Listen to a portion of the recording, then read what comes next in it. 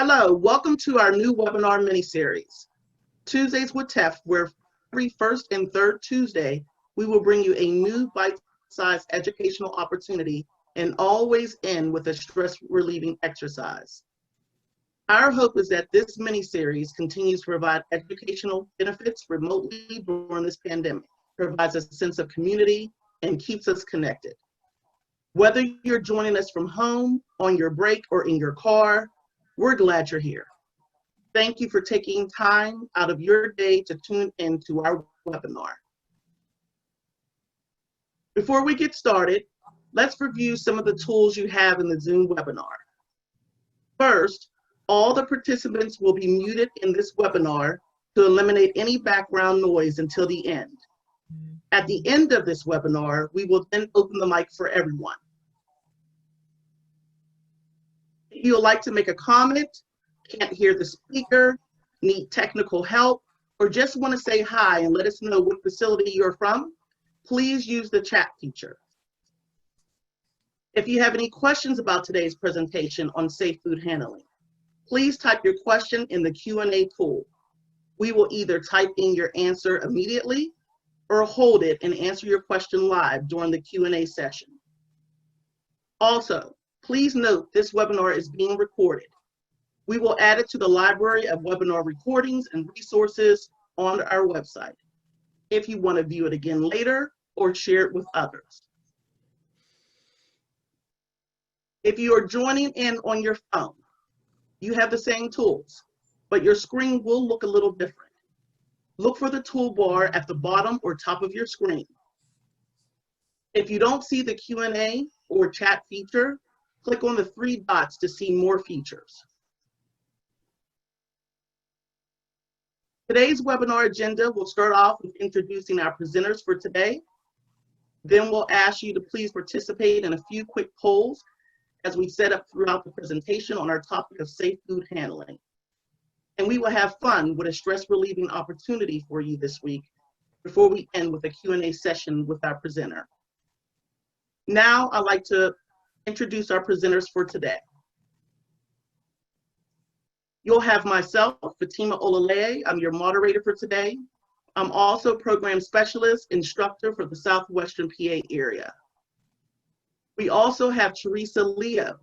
She's our registered dietitian. She is our presenter for today. She's also a program specialist, Surf Safe instructor for the Northeast PA area.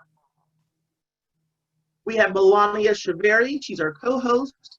She will be assisting us with the Q&A session. She's also a program specialist instructor for the Harrisburg area. And we also have Linnell Watkins. She's our co-host and she will be assisting us with the chat feature. She is a regional coordinator instructor for the Philadelphia area. Today's webinar is Safe Food Handling. I'm now going to turn it over to our presenter, Teresa. Good morning, everyone. Thank you for joining us. We're talking about safe food handling today. We're going to start with the poll. So, how many people do you think get sick from a foodborne illness in the United States of America each year? Is it 48 million, 3 million, or 300,000? Please cast your vote. You have about 15 seconds to do that.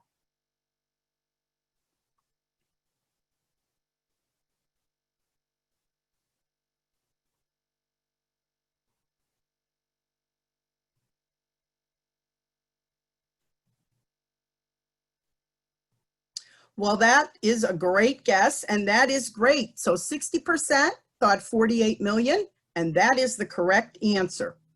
48 million people get a foodborne illness each year in the United States of America. Good job, everyone.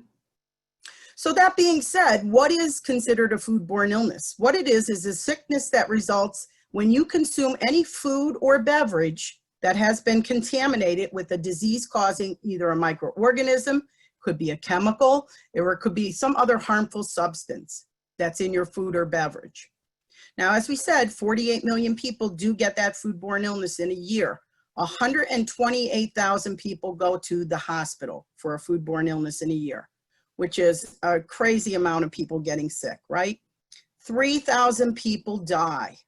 No one should die from food. Food should be fun, not fatal. Food should be fun, not fatal. And that is really our philosophy here today. Now, I will say this has decreased significantly in the last 12 years. Believe it or not, only 12 short years ago, 76 million people got a foodborne illness in a year.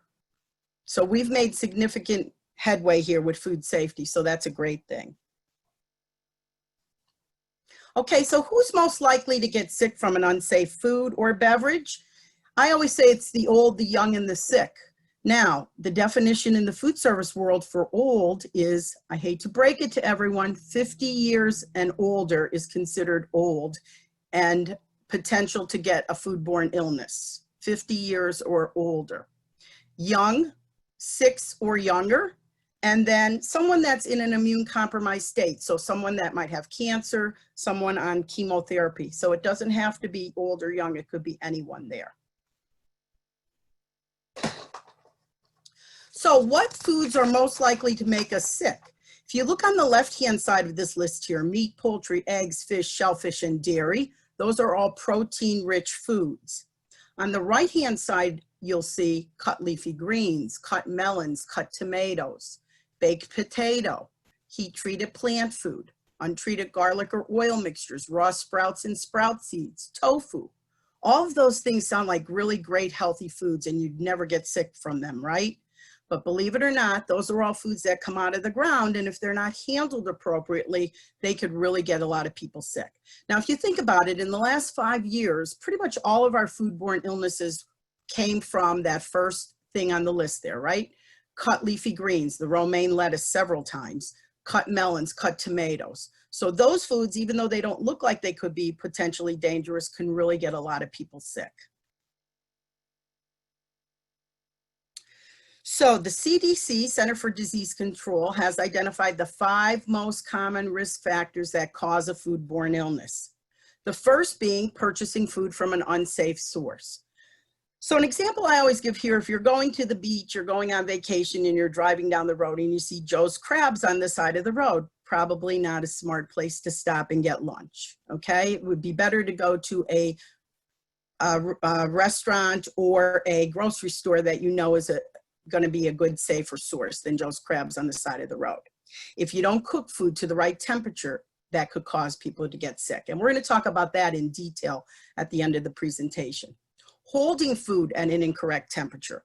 So in order for cold food to be held safely, it has to be at 41 degrees or lower. In order for hot food to be safe, it has to be at 135 degrees or higher. Number 4, using contaminated equipment. And I know this picture is the extreme. It's a really dirty kitchen. But the bottom line here is it doesn't take much to get food unsafe. So think about your microwave at home. Have you looked in the top of your microwave lately? If there's 1 or 2 pieces of food there that's been there for a while, you put your new fresh food in there, that drops down into your food. Now you have contaminated, potentially hazardous food. And number 5, personal hygiene. Hand washing is really important. I hope no one is eating with hands this dirty. This is the extreme, but the bottom line here is hands can cause a lot of problem and get people sick. So what do you think? Our next poll question. What do you think is the number 1 way to prevent a foodborne illness? Hand washing, cooking food to 165 degrees, keeping food refrigerated until it's ready to be cooked. We'll give you about 15 seconds there to tell us what you think.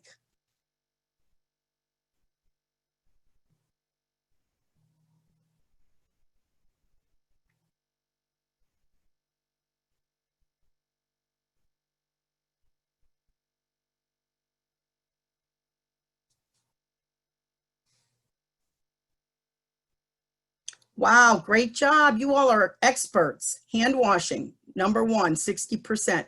Great job. That is the correct answer. Hand washing, hand washing, hand washing. That is the key to keeping food safe. The number 1 way, let's put it that way.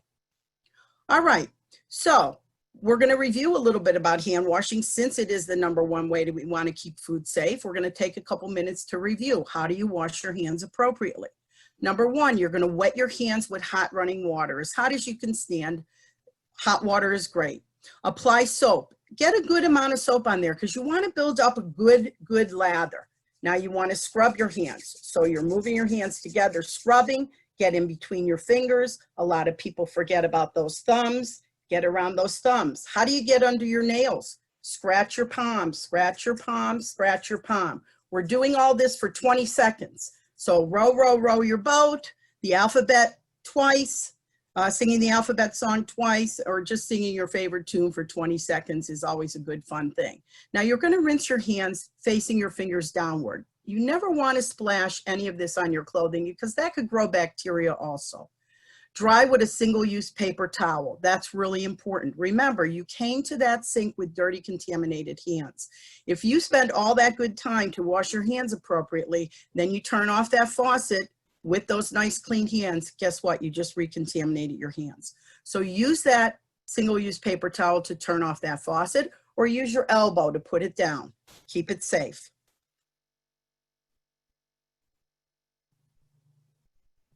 All right, so keeping with our food is fun theme here, wouldn't it be great if this actually happened? Somebody walked out of the restroom and we had alarms going off that they didn't wash their hands.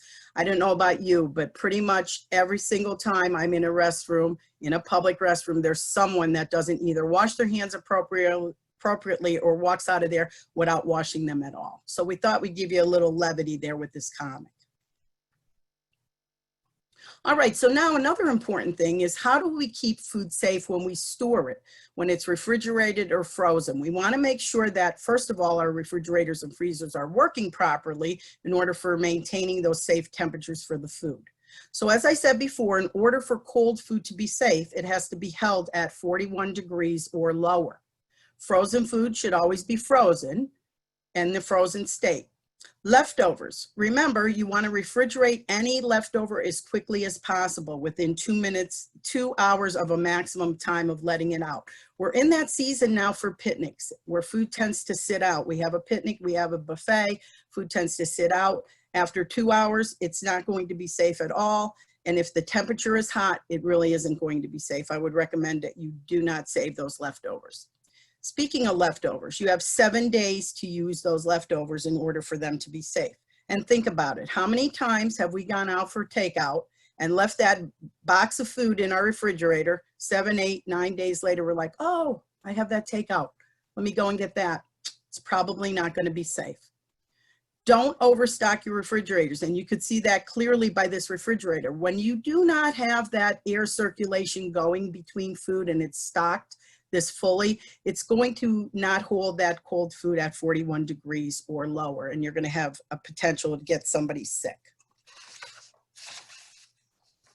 All right, so now that being said, how do we make sure those foods are at the proper temperature? We're going to need a food thermometer to monitor that. So we want to first of all make sure that we're using a good thermometer and we're keeping it clean. We always want to wipe that thermometer off with alcohol or wash it off with soap and water before you start and after you're finished. We want to keep that free of contamination also. The bottom thermometer is the typical thermometer we see in most all of our buildings in our nursing homes.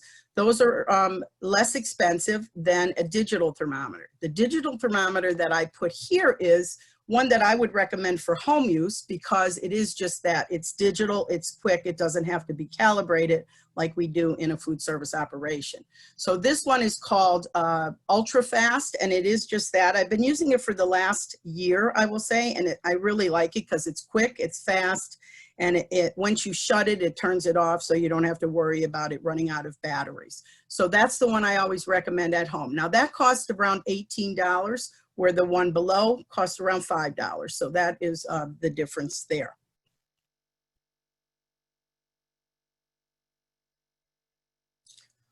Okay, so now internal temperature of foods. That's what we're talking about here. That's why we need a thermometer. You actually have to pierce the food with the thermometer. I know a lot of people have, and you've seen it on television shows of cooking shows, they're using those infrared beam thermometers. In the world of food service, those are not an appropriate thermometer. In order for the food to be safe, we have to pierce it. and get that internal temperature. Okay, so when we're looking at foods that are plant foods like potatoes, rice, and veggies, or commercially processed foods such as chicken nuggets, mozzarella sticks, fish sticks, things like that, we need to have a temperature of 135 to be safe. So that internal temperature for those foods, 135 to be safe. You're piercing the food with the thermometer. That's what that internal temperature means. So you're cooking to 135. Okay, going to the next category, steaks, chops, fish and shellfish, eggs, 145 degrees for 15 seconds. So again, you're piercing that food with that thermometer.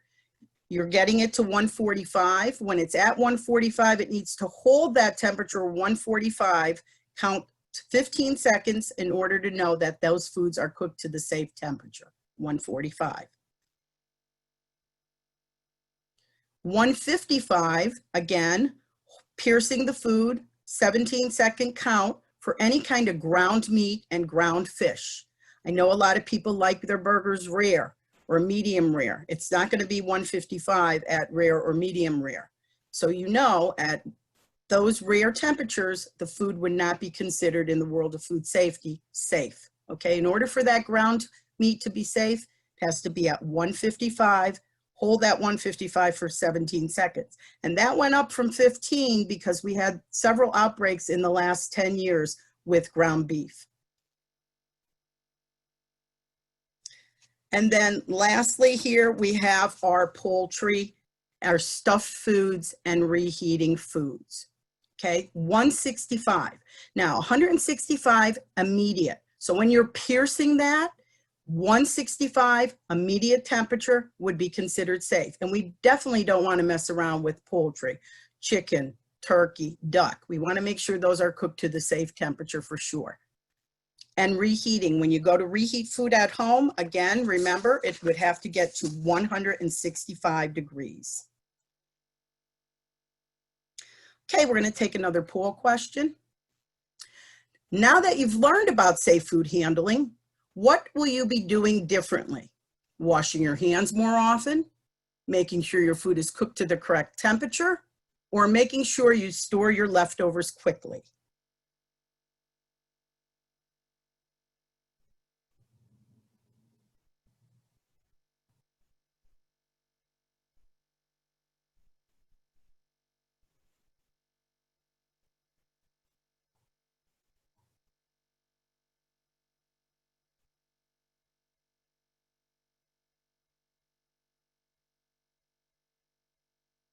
All right, so wash your hands more often and making sure you cook your food to the correct temperature.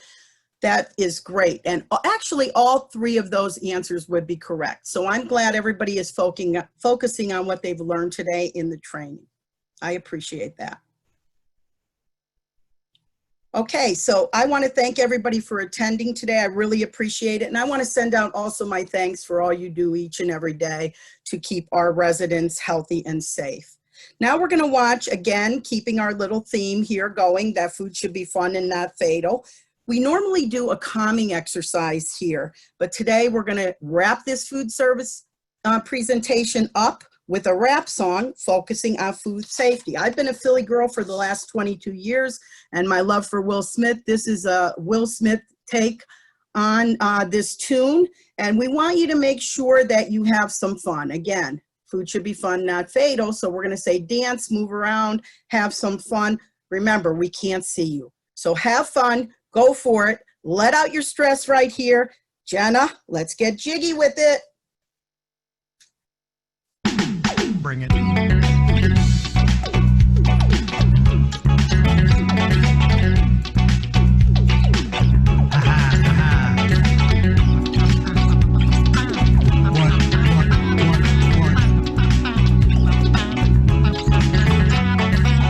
On your mark, ready, set, let's go. Got a PhD, don't listen to me. If you don't watch out, it's R.I.P. Careful with your food, don't get situated. Hey, that's it. Take a look at the stats from the CDC. There's some pretty smart cats each here in the States. Lots of folks be illin'. CDC says about 76 million burgers, chicken, part of our nutrition. nutrition. If you don't know what you're doing, you might need a mortician. Little tiny bugs the eye can't see. Salmonella, Clostridium, one called E. coli. They're all bacteria, like hysteria. You'll feel inferior. Those bugs will do a number on your interior. Careful with your food. Don't get sick with it.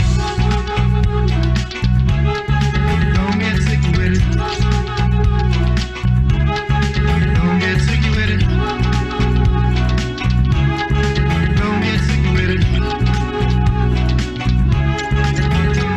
You don't want to get sick, you know that's true. Let the E. coli always tell you what you can do. Follow what I say. Hey, it ain't so hard. You won't be needing no get well card. When you're baking some chicken or frying some meat, you gotta cook it long enough. Leave enough heat to kill the bugs. Nuke them all the way through. Gotta get to them before they get you. Chill it in the fridge till it's time to prepare. When it's rare, beware. Handle it with care. Take the time to separate. Don't contaminate. Or use the same plate with your other food. You might mix the juices. Give bacteria excuses to cause some digestive abuses. Careful with your food. Don't get sicky with it. Don't get sicky with it. Don't get sicky with it. Don't get sicky with it.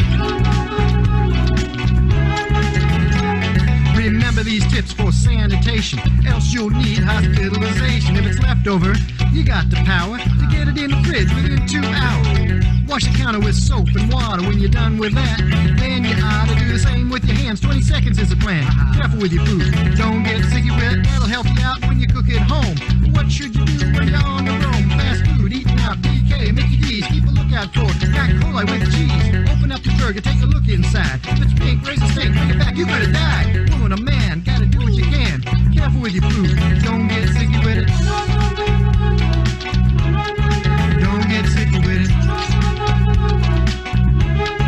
Don't get sicky with it. Don't get sicky with it.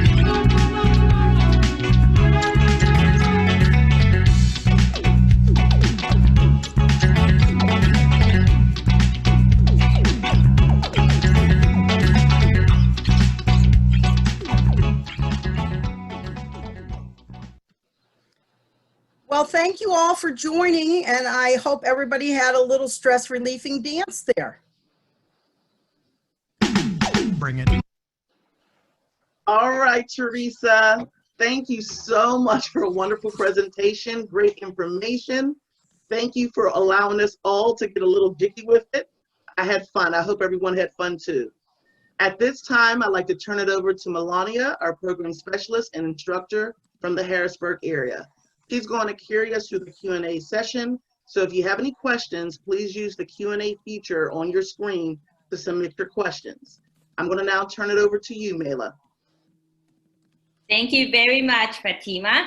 So we have several questions. The first one that we have in our Q&A says, would you say it's worse or better to buy produce at outdoor farmers markets? Oh, that's a great question. Great question.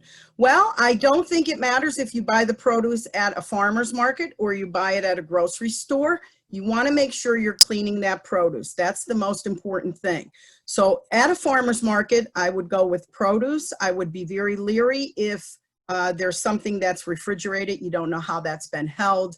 Or also at produce, at those farmers market, they have to actually write on the product if they're preparing it in a home kitchen.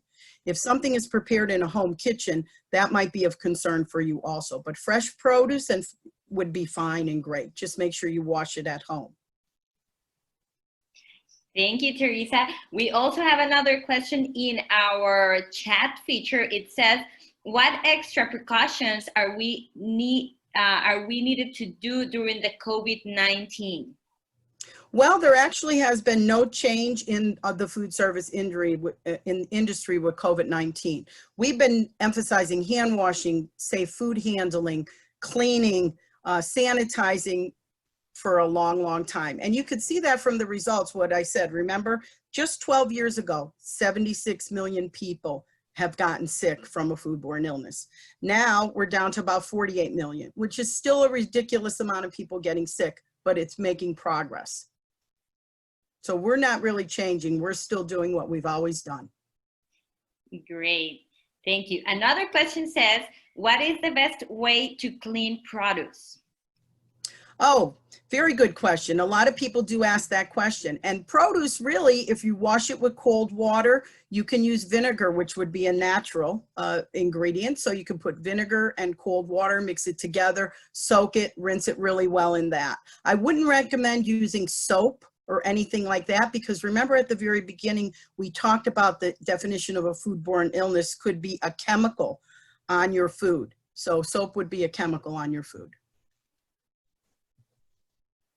All right, and thank you. And our last question is, what can I do if one of my residents asks for an over easy egg or a rare burger? Is that safe? Well, in the nursing home industry, we would not be ever recommending an over easy egg. An egg has to be cooked to 145 to be safe. An over easy would not be able to get to that temperature. And we also cannot have a rare burger, because a rare burger, again, wouldn't get to 155, which would be safe. And remember, anyone over 50 would be the #1 high-risk person to get ill. All right, thank you so much, Teresa. I think those are all the questions we have at the moment, so I'm gonna send it back to you, Fatima. Thank you, Mayla. Awesome questions. Thank you. We now have our last poll question for today. How did you find out about Tuesdays with TEF and attending this Zoom webinar? Through your union organizer, your training and education fund program specialist, Facebook, on a posting I saw, or the training fund website? Take a few seconds to answer.